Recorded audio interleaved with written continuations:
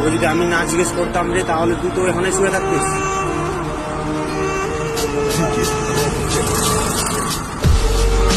আমি রোজ এখানে আসি, 10-12 জনকে খাইয়ে চলে যাই, বুঝলি? দেখতেই তো পাচ্ছিস।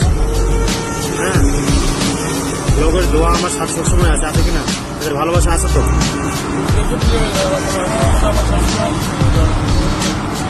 কি বুঝে গেছিস? আমি বললাম, আমি দেখে তুমি লোকটা এরকম ছিল, যেখানে সব থেকে এদেরকে উঠানো আছে, আগে থেকে চিনি, আগে ছিল, এখন বুঝতে পারি দাদা।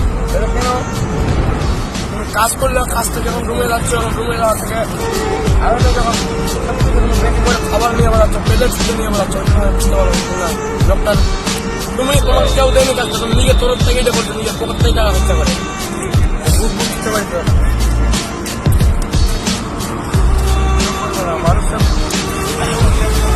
সব সময় দেখ ভালোর পথে চলবি,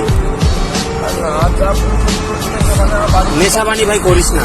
যাই হোক, তোকে কোনো সাপোর্ট লাগবে আমি করবো, ঠিক আছে? আমিও বেশি ইনকাম করি না, আমার মাসিক আয় 20,000, ঠিক আছে? আমার মাসিক আয় 20,000, আমি ব্যাংকে কাজ করি। তো এই 20,000-এর মধ্যে আমার খাওয়া খরচা আছে, রুম কিরায় আছে, আবার এইদেরকে খাওয়ানো। আমি পয়সার দিকে তাকাই না, ঠিক আছে? আমার লাগবে ভালোবাসা, ভালোবাসা লাগবে। পয়সা কি করবি? মরে গেলে পয়সা নিয়ে যাবি? পয়সা নিয়ে যাবি? কি নিয়ে যাবি? ভালোবাসা, দোয়া নিয়ে যাবি।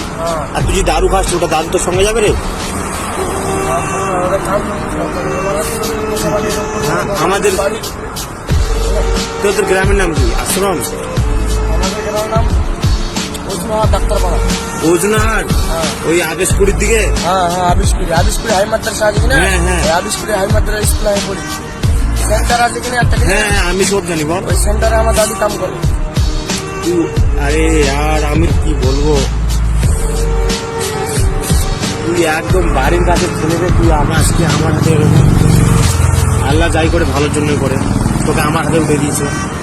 এবার আমি তোকে চল রুমে চল, তোকে আবার চান টান কর, আবার খাবার খাস, রুমে থাকবি। দরকার তুই বাড়িতে না যেতে চাস, থাক, আমি তোকে কাজ ধরিয়ে দিই, ঠিক আছে?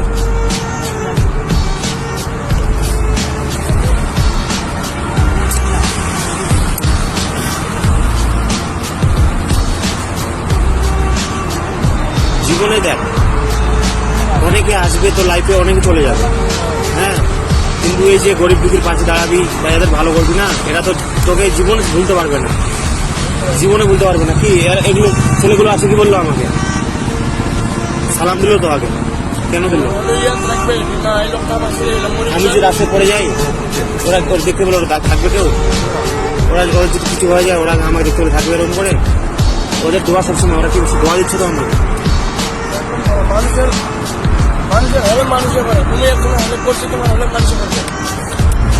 আমার হেল্প আল্লাহই করবে, আমার আল্লাহর উপর সব দেওয়া আছে। আল্লাহর প্রতি চল, আল্লাহকে বিশ্বাস কর, সব কিছু হয়ে যাবে। খাবার খা, লাগবে কিছু লাগবে? আর তোর ভাই লাগবে? রুটি লাগবে?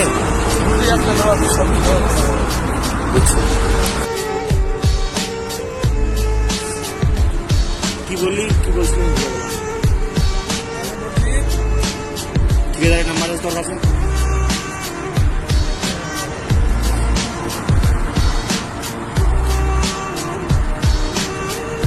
তোর 5 ভাই বলতে তো তুই কি ছোট না বড় না? তুই সবার বড়, তুই এরকম হয়ে গেছিস? আমরা 2 ভাই, বুঝলি?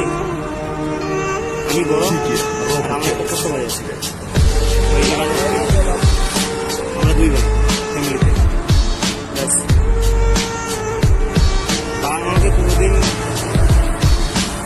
এসব কারণে বলতে দিয়েছিল যে তুই নেশা পানি করিস, তো বাবা মা উঁচু গলায় সবাই বলতে পারে আমার ছেলেটা ভালো।